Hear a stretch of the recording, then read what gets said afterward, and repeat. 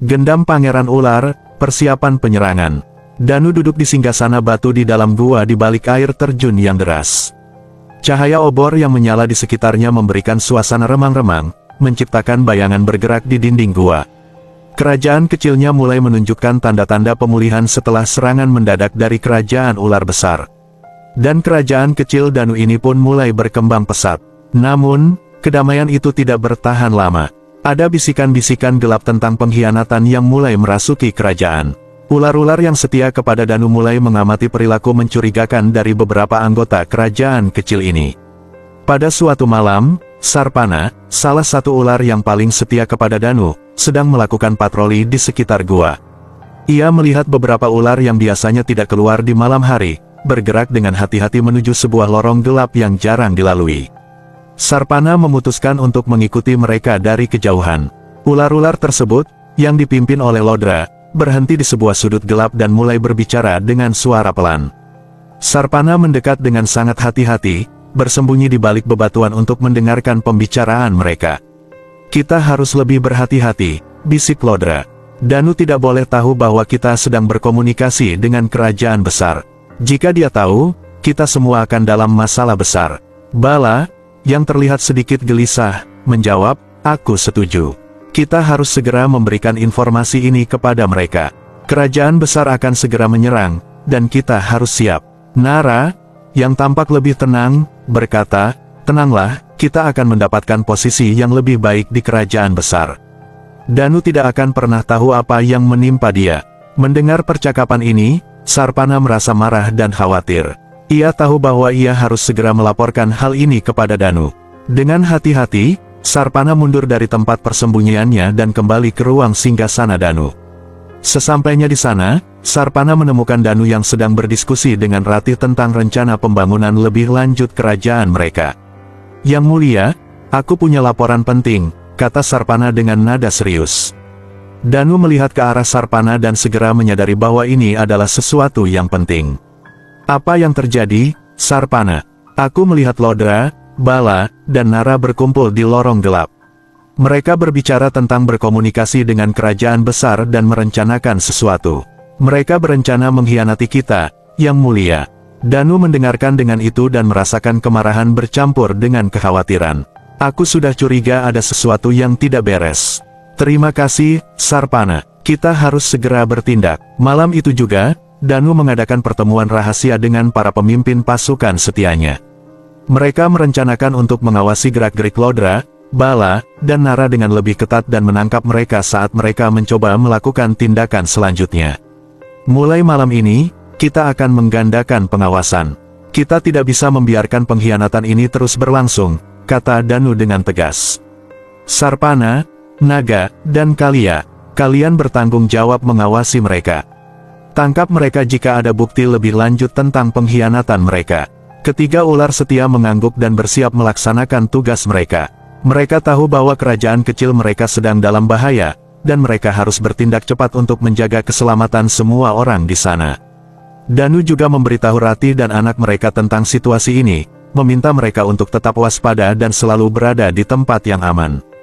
"Kita tidak tahu apa yang akan terjadi selanjutnya, tapi kita harus siap menghadapi segala kemungkinan," kata Danu dengan lembut kepada Ratih. Dengan kewaspadaan dan semangat untuk melindungi kerajaan mereka, Danu dan pasukan setianya bersiap menghadapi pengkhianatan yang mengancam keberadaan mereka. Mereka tahu bahwa perjuangan ini akan berat, tapi mereka juga tahu bahwa mereka tidak akan menyerah dengan mudah. Suatu malam, ketika suasana di dalam gua mulai sepi dan hanya terdengar suara air terjun yang bergemuruh di luar, tiga ular setia Danu, yaitu Naga, Kalia, dan Sarpana, kembali merayap mendekati singgasana dengan hati-hati. Mereka telah mengamati sesuatu yang mencurigakan selama beberapa waktu dan merasa perlu untuk melaporkannya kepada Danu. Naga, yang paling berani di antara mereka, memulai percakapan dengan suara berbisik. "Yang Mulia, ada hal penting yang perlu kami sampaikan," katanya dengan nada serius. Danu menoleh, mengangkat alisnya. "Apa ada informasi baru, Naga?" Bukan hanya tiga ular itu, beberapa ular yang dulunya setia tampaknya juga telah berubah perilakunya, Yang Mulia. Mereka terlihat gelisah dan sering menyelinap keluar gua tanpa alasan yang jelas. Kalia, yang dikenal karena kecerdasannya, menambahkan, kami melihat beberapa dari mereka berkomunikasi secara diam-diam dengan cara yang mencurigakan. Mereka menggunakan isyarat-isyarat yang tidak biasa dan menghindari pandangan kami. Sarpana, yang paling pendiam di antara mereka, melanjutkan, kami juga menemukan bekas jejak asing di sekitar pintu masuk gua yang tersembunyi. Jejak-jejak ini tidak mirip dengan jejak ular-ular kita. Kami khawatir bahwa mereka mungkin berhubungan dengan kerajaan ular besar. Kalian sudah melakukan pengamatan yang baik, kata Danu akhirnya. Terus pantau mereka. Jangan sampai mereka menyadari bahwa kita sudah mengetahui gerak-gerik mereka. Laporkan setiap perkembangan kepadaku. Naga, Kalia, dan Sarpana mengangguk serempak. Kami akan memastikan mereka tidak lolos. Yang mulia, kata Naga dengan tegas. Setelah ular-ular setianya pergi, Danu duduk merenung di singgasananya. Kecurigaan ini perlu ditangani dengan hati-hati. Ia tahu bahwa kepercayaan adalah fondasi dari kekuatan kerajaannya. Dengan informasi ini, Danu menyadari bahwa ia harus segera bertindak untuk melindungi kerajaan kecilnya dari ancaman pengkhianatan yang dapat menghancurkan segalanya. Danu, setelah menerima laporan dari ular-ular setianya, memutuskan untuk melakukan penyelidikan diam-diam guna memastikan kebenaran laporan tersebut. Malam itu, ketika suasana di dalam gua semakin sunyi dan sebagian besar ular sudah tertidur, Danu memulai aksinya. Ia memilih menyamar menjadi salah satu ular biasa dengan menggunakan kemampuannya. Dengan mengubah wujudnya menjadi ular kecil berwarna hijau yang sering terlihat di sekitar gua, Danu dapat bergerak tanpa menarik perhatian. Ia mulai merayap pelan menuju area tempat ular-ular yang dicurigai biasanya berkumpul. Pertama, Danu mengamati seekor ular bernama Lodra. Ular ini sering terlihat gelisah dan sering menghilang pada malam hari. Danu mengikuti Lodra dengan hati-hati, memastikan tetap berada di tempat aman dan menghindari bersuara. Lodra menuju ke sebuah lorong sempit yang jarang dilewati oleh ular-ular lainnya. Di sana, ia bertemu dengan dua ular lainnya, Bala dan Nara. Danu mendekati mereka tanpa suara, bersembunyi di balik bebatuan. Ia bisa mendengar percakapan mereka dengan jelas. Kita harus lebih berhati-hati, bisik Lodra. Jangan sampai Danu atau ular setianya mencium jejak kita. Kalau tidak, kita semua akan dalam bahaya. Bala mengangguk setuju. Aku juga sudah mulai curiga. Kita harus segera memberitahu kerajaan besar tentang perkembangan di sini. Nara, yang terlihat lebih gelisah, berkata, aku tidak yakin kita bisa bertahan lama. Danu pasti akan mencurigai sesuatu. Kita harus mencari cara. Danu mendengar semua itu dengan hati yang semakin berat. Ia tahu bahwa laporan dari ular-ular setianya benar adanya. Kecurigaan ini berubah menjadi kenyataan yang pahit. Setelah mendengar cukup banyak, Danu perlahan mundur dari tempat persembunyiannya. Ia kembali ke wujud aslinya dan merayap keluar dari lorong sempit itu dengan hati-hati. Kembali ke singgasananya, Danu merenung sejenak. Ia harus segera mengambil tindakan untuk menangani situasi ini. Keesokan harinya, Danu mengadakan pertemuan rahasia dengan Naga, Kalia, dan Sarpana. Ia menceritakan apa yang dilihat dan didengarnya semalam. Kalian benar, kata Danu dengan nada tegas. Ada pengkhianatan di dalam kerajaan ini. Lodra, Bala, dan Nara telah bersekongkol dengan kerajaan besar. Kita harus segera bertindak sebelum mereka membuat kerusakan lebih besar. Naga, Kalia, dan Sarpana mengangguk. Kami siap membantu, Yang Mulia, kata Kalia. Apa rencana kita? Aku akan segera mengumpulkan semua ular dalam waktu dekat, kata Danu. Danu merasa bahwa situasi di kerajaan kecilnya semakin genting. Setelah mengetahui pengkhianatan itu dengan mata dan kepalanya sendiri, ia tahu bahwa langkah cepat dan tegas harus diambil. Ia pun kemudian mengadakan pertemuan besar dengan seluruh pasukannya. Pada malam hari, Danu mengirimkan pesan rahasia kepada semua pemimpin pasukan dan prajurit setianya untuk berkumpul di aula utama gua. Aula itu luas, dengan dinding-dinding yang dipenuhi oleh stalaktit yang berkilauan di bawah cahaya obor. Suara gemericik air terjun di luar memberikan suasana yang tenang, namun ketegangan terasa di sana. Saat semua sudah berkumpul, Danu berdiri di hadapan mereka. Rati dan anak mereka, yang kini sudah mulai beradaptasi dengan kehidupan di gua baru, berdiri di sisinya. Saudara-saudaraku semua, Danu memulai dengan suara tegas, kita telah bekerja keras untuk membangun kembali kerajaan ini setelah penyerangan dari kerajaan besar. Namun, aku telah menerima laporan bahwa di antara kita ada yang berkhianat. Beberapa di antara kita tidak setia dan bersekongkol dengan musuh kita. Para prajurit saling berpandangan, bisik-bisik mulai terdengar. Suasana di aula itu semakin tegang. Aku tahu ini bukan hal yang mudah untuk diungkapkan, lanjut Danu. Tetapi kita tidak bisa membiarkan pengkhianatan ini terus berlanjut. Demi keselamatan kita semua, kita harus menghadapinya dengan keberanian dan ketegasan. Danu menatap mata setiap prajurit yang ada di hadapannya, mencari tanda-tanda kesetiaan. Aku memerintahkan agar semua pengkhianat ini dicari dan ditangkap. Mereka yang setia akan mendapatkan perlindungan dan kepercayaan penuh dari kerajaan ini. Mereka yang berkhianat akan menghadapi hukuman yang setimpal. Danu meminta mereka yang berkhianat untuk mengaku, namun tak ada yang mengaku. Kalau tidak ada yang mengaku, maka aku sendiri yang akan mengambilnya, kata Danu kemudian.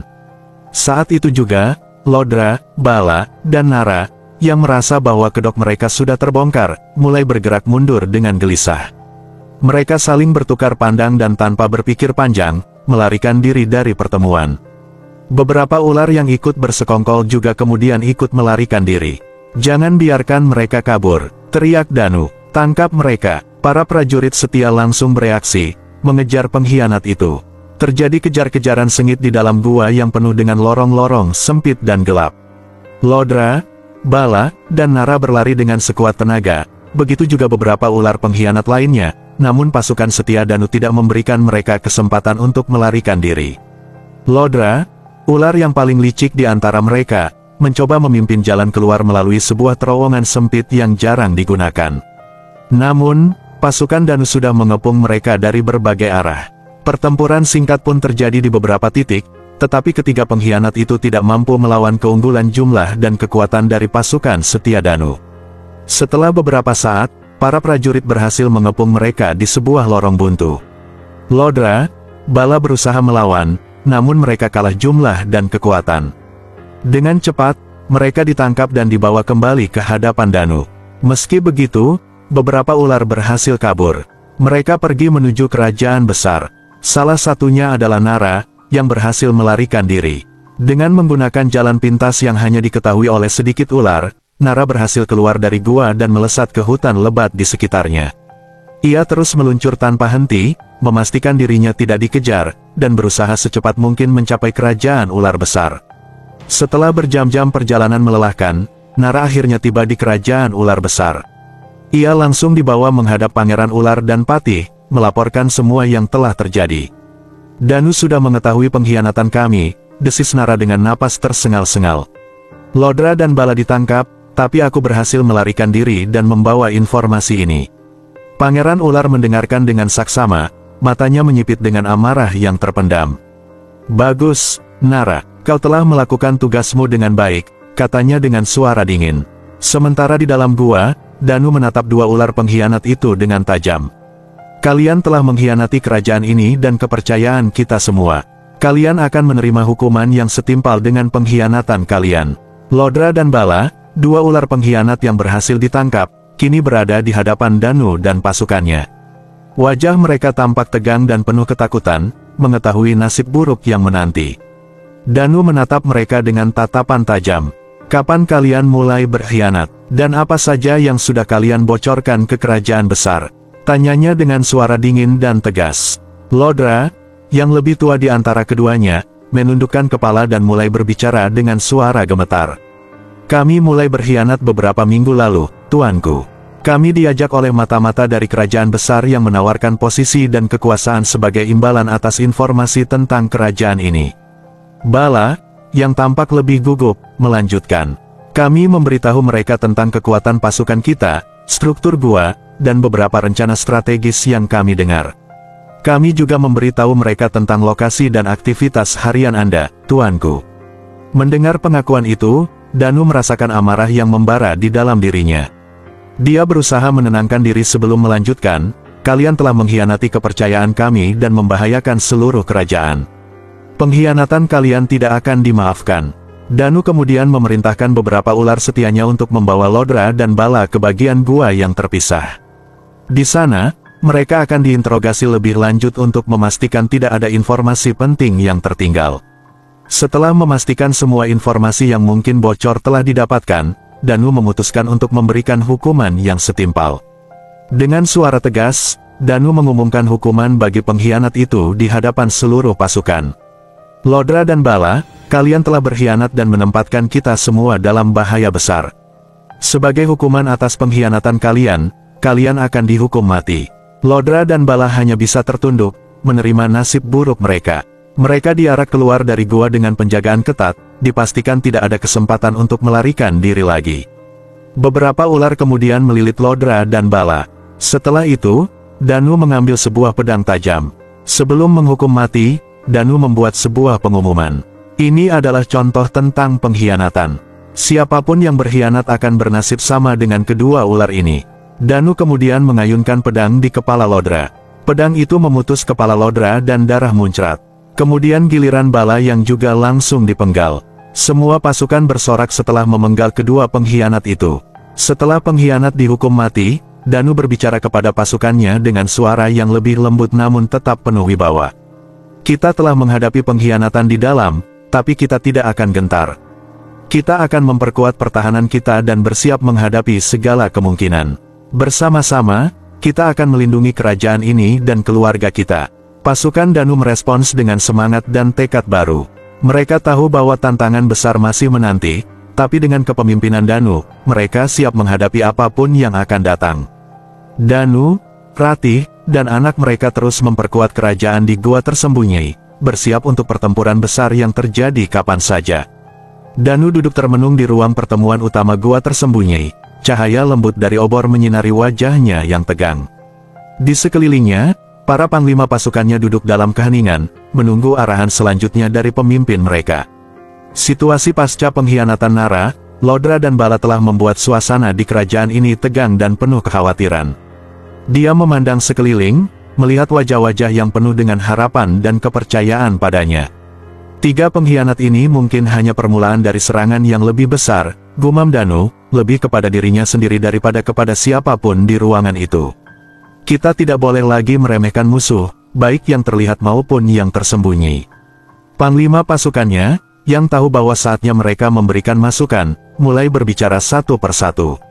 Mereka menyampaikan saran untuk memperkuat patroli di sekitar gua, meningkatkan keamanan perbatasan, dan mempersiapkan strategi pertahanan yang lebih baik. Beberapa mengusulkan untuk mengirim agen rahasia untuk mengumpulkan informasi tentang rencana musuh. Mendengarkan saran mereka, Danu mengangguk perlahan. Kita akan melakukan semua itu, katanya dengan suara yang penuh tekad.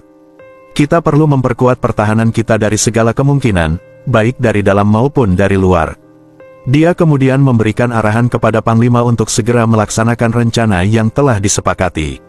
Pasukan mulai bergerak dengan cepat, mempersiapkan semua yang diperlukan untuk menghadapi masa depan yang tak pasti. Beberapa hari kemudian, Danu kembali mengumpulkan pasukannya. Setelah Danu mengevaluasi dampak dari pengkhianatan dalam kerajaannya, dia merasa perlu mengambil tindakan tegas untuk melindungi wilayahnya dari ancaman lebih lanjut. Bersama dengan para pemimpin pasukannya, Danu mengumpulkan pertemuan darurat di dalam gua yang tersembunyi di balik air terjun. Di dalam ruang rapat yang gelap, cahaya dari lampu-lampu lilin menyoroti wajah-wajah serius para pemimpin ularnya. Kita telah dikhianati, kata Danu dengan suara berat, dan kita tidak boleh duduk diam. Dia menatap tajam ke arah di dinding gua. Kerajaan ular besar telah mendapatkan informasi tentang kita. Kita harus bertindak cepat sebelum mereka melancarkan serangan balasan. Para pemimpin pasukan, termasuk Patih dan beberapa jenderal terkemuka, mulai membahas strategi serangan. Mereka menetapkan bahwa mereka perlu menghancurkan sumber daya dan komunikasi kerajaan ular besar secepat mungkin untuk mengurangi kemampuan mereka dalam melancarkan serangan balik. Danu secara cermat memilih pasukan yang terlatih dengan baik untuk misi ini. Ular-ular prajurit yang paling setia dipilih untuk menjadi ujung tombak serangan, sementara yang lain dipersiapkan untuk mempertahankan gua dan keluarga di sana. Sebagai pemimpin yang bijaksana, Danu tidak hanya mempersiapkan pasukannya secara fisik, tetapi juga secara mental.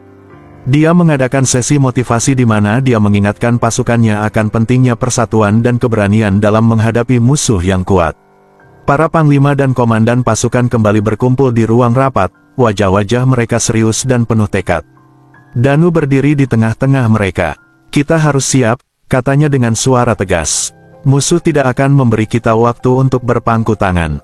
Kami harus bertindak sekarang. Pasukan kemudian dilatih keras di area latihan yang tersembunyi di dalam gua. Mereka mempraktikkan taktik-taktik pertempuran baru yang dirancang oleh Danu dan para panglima. Latihan ini tidak hanya meningkatkan keahlian bertempur mereka, tetapi juga membangun kepercayaan diri dalam menghadapi musuh yang lebih besar dan lebih kuat.